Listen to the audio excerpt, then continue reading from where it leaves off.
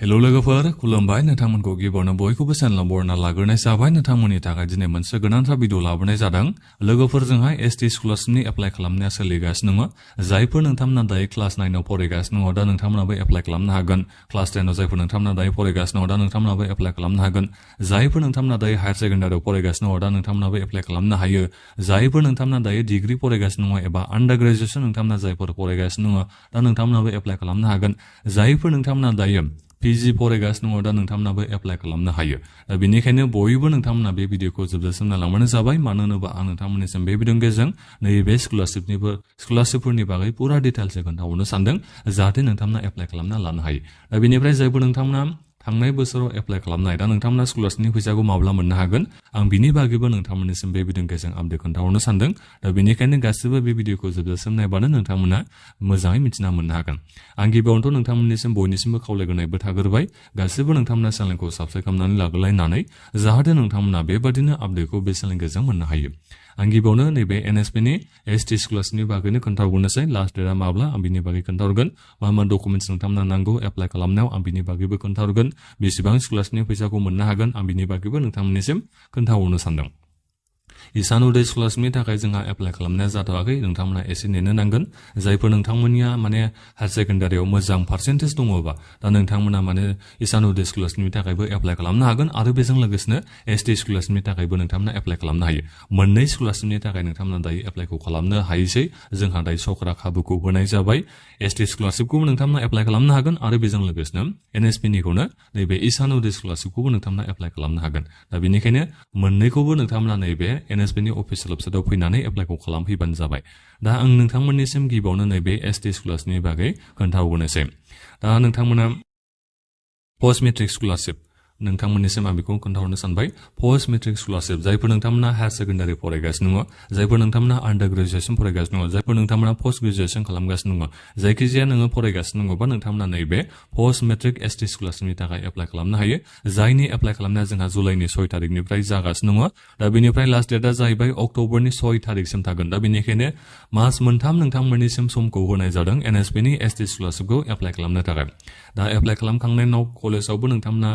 एप्लिकेशनखौ नोंथांमोना साबमिट खालामनांगौ एप्लाइ खालामखांनायनि उनाव जा नोंथांमोना प्रिन्ट आउट मोननो हायो दा बेखौ कलेजाव साबमिट खालामनांगौ कलेजाव साबमिट खालामनाय एबा कलेजनि भेरिफिकेसन खालामनायनि लास्ट डेटआ जाहैबाय नभेम्बरनि 6 तारिखसिम दा बेखौ एक्सटेन्ड खालामनानैबो होनो हागौ खोमा दा बेथ' उननि बाथ्रा जाहैबाय दा जिखियानो जाया मानो लास्ट डेटखौ आं दायो नोंथांमोननिसिम खोन्थाहरनाय जाखाबाय दा बेनिफ्राय जायफोर नोंथांमोना प्रि मेट्रिक स्कलारशिपनि थाखाय एप्लाइ खालामनो सानदों जायफोर माने दायो क्लास 9 आव फरायगासिनो दङ क्लास 10 आव फरायगासिनो दङ दा नोंथांमोना एप्लाइ खालामनो हायो जायनि जोंहा एप्लाइ खालामनाया थांनाय माबानिफ्रायनो जादों जुलाइनि 6 तारिखनिफ्रायनो जादों बेबो लास्ट डेटआ अक्ट'बरनि 6 तारिखसिम दा बेनिखायनो मास मोनथाम सम नोंथांमोननिसिम होनाय जादों नोंथांमोना एप्लाइ खालामखांनायनि उनाव जा प्रिन्ट आउट मोननो हागोन एप्लाइनि खालामखांनायनि उनाव दा बेखौ कलेजाव साबमिट खालामहैनांगौ जायखौ नोंथांमोना भेरिफिकेसन खालामनो होनांगौ जायनि लास्ट डेटआ जाहैबाय नभेम्बरनि 6 तारिखसिम दा बेनिफ्राय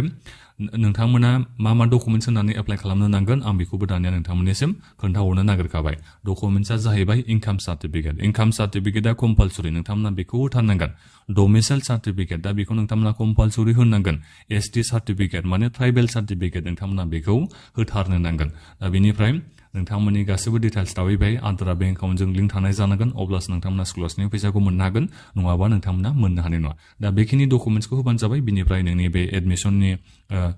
एडमिसन माला लानाय बिनि गासैबो डिटेल्सखौ नोंथांमोना होनांगोन आरो दा बेबायदिनो रुल नाम्बार बायदिसिना नोंथांमोना होनांगोन बेथ' बेसिक डिटेल्स जाहैबाय मा डकुमेन्ट्स नांगौ आं बेखौ खोन्थाहरनाय जाबाय आरो नोंनि बेंक पासबुकआथ' नांखागोनखा आधारजों लिंक थानाय जानांगोन बेंक एकाउन्टआ दा बेनिफ्राय इनकाम सार्टिफिकेट डोमिसाइल सार्टिफिकेट नोंथांमोना बेखौ होनांगोन कास्ट सार्टिफिकेट बेखौ होनानै नोंथांमोना एप्लाइखौ खालामबानो जाबाय प्रि मेट्रिकआनो जा पोस्ट मेट्रिकआनो जा दा बेखिनि डकुमेन्ट्सखौ नोंथांमोना होनो नांगोन स्कलारशिपनि फैसाखौ बेसेबां मोनगोन होननानै बुंनो थाङोबा नोंनि बे एडमिसनाव बेसेबां नोंनिया खरसा थांनाय दा बे फैसाखौ नोंथांमोना मोननो हागोन जायफोर नोंथांमोना प्राइभेट कलेजाव जेनेबा फरायनायबा नोंथांमोननि एडमिसन फिसा बारा जायो नङा होमबा जेनेबा खमानो 10,000खौ आं लाबाय नोंनि बे एडमिसननि फीसा 10,000 बा नों बेखौ सानना लाबानो जाबाय 15,000 सिमहालागै नोङो स्कलारशिपनि फैसाखौ मोननो हागोन बेखौ नोंथांमोना साननो हागोन जायफोर नोंथांमोना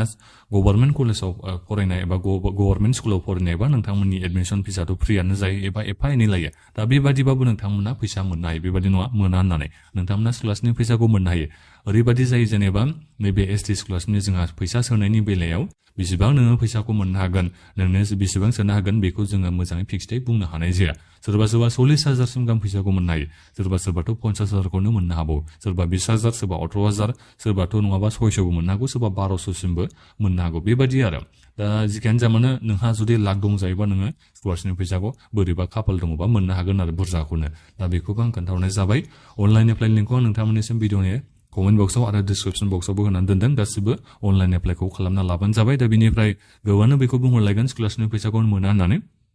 नाथायबा नोंथांमोना स्कलारशिपनि फैसाखौ मोननो हासिगोन बे आगस्ट मासावनो मोनगोनखौ आसाखौ लानो हागोन आरो जुदि मोनथाराबाबो आगस्ट मासाव सेप्तेम्बर मासनि गेजेराव नोंथांमोना मोनगोन जायखिजाया जोंहा सरकारा बेखौ बुंदों आरो जों बेखौ मिथिना मोननो हाखाबाय सरकारनिफ्राय जे मास मोनसे मास मोननैनि बिथोरावनो स्कलारशिपनि फैसाखौ नोंथांमोननिसिम सोनो हासिगोन आरो जोंहा माने गोबाङानो थांनानै बुंहैदों नालाय जों बर'फ्राल' एसटी आव गोलैयो बेबोथ' नङा जोंनि नैबे माबायाव आसामाव गोबाङानो एसटी आव गोलैयो दा बेनिखायनो गोबां माने एसटी कमिउनिटिफोरा माने ट्राइबेल एफेयार्स मिनिस्टारजों बिथांजों माने लोगो हमहैदों आरो ट्राइबेल जा एफेयार्सनि जोंहा डिपार्टमेन्ट दं जोंहा डक्टर NSP दा बिथाङानो बे डिपार्टमेन्टनि सासे मिनिस्टार नङा होमबा दा बिथांनिसिम माने दायो गोबाङानो थांनानै बुंहैगासिनो दङ जेनेबा स्कलारशिपनि फैसाखौ सोना हो होननानै माला सोना होगोन बिनि बागैबो सोंनायाव जेनेबा 1 मास 2 मासनि गेजेरावनो जोङो स्कलारशिपनि फैसाखौ सोना होसिगोन होननानै नोंथांमोननिसिम एसुरेन्सखौ होदों दा बेनिखायनो स्कलारशिपनि फैसाखौ नोंथांमोना नैबे आगस्ट मासाव नङाबा सेप्तेम्बर मासाव जायखिजाया बे आंथ' सानदों नैबे आगस्ट मासाव नोंथांमोना मोनगोनखौ बे मासावनो मोनगोनखौ आं आसाखौ खालामदों दा बेनिखायनो माब्ला सोगोन बेखौसो जों मिथिना मोननो हायाखै दा जिखियानो जाया मानो मोनखासिगोन आरो नोंथांमोना स्कलारशिपनि फैसाखौ दं दा बेनिखायनो बयखौबो आं खावलायदों नोंथांमोनाबो स्कलारशिपनि फैसाखौ मोननो हागोन एप्लाइखौ खालामना दोनबानो जाबाय एसेबाबो मदद होयो फरायनाय समाव स्कलारशिपनि थाइफा थाइनै हाबबाबो एसेबाबो मददा होखाथारो दा बेनिखायनो बयबो नोंथांमोना दायो एसटी स्कलारशिपनि थाखाय एप्लाइखौ खालामग्रोदो दा बेनिफ्राय ईशानोदय स्कलारशिपनि थाखाय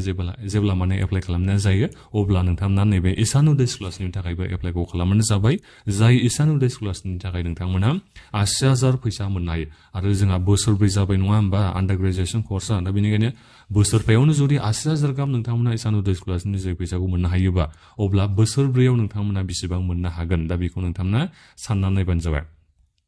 नोंथांमोना माने 30 लाखनिबो बांसिन नोंथांमोना फैसा मोनगोन दा बेनिखायनो नोंथांमोना बयबो नैबे ईशानोदय स्कलारशिपनि थाखायबो एप्लाइखौ खालामना लागोनखौ आं आसा खालामदों जायनि एप्लाइ खालामनाया जोंहा एसे उनावनो जानो थांगासिनो दङ दा बेखिनियानोमोन नोंथांमोना दानिया माबाफोर सोंनांगौ दङबा भिडिअखौ बक्सआव कमेन्ट खालामदो आरो बे भिडिअखौ बयनोबो नोंथांमोना शेयार खालामना होबानो जाबाय जाहाथे नोंथांमोना बेबादिनो आपडेटखौ बे चेनेलनि गेजेरजों मोननो हायो दा बेखिनियानोमोन गोजोन्थों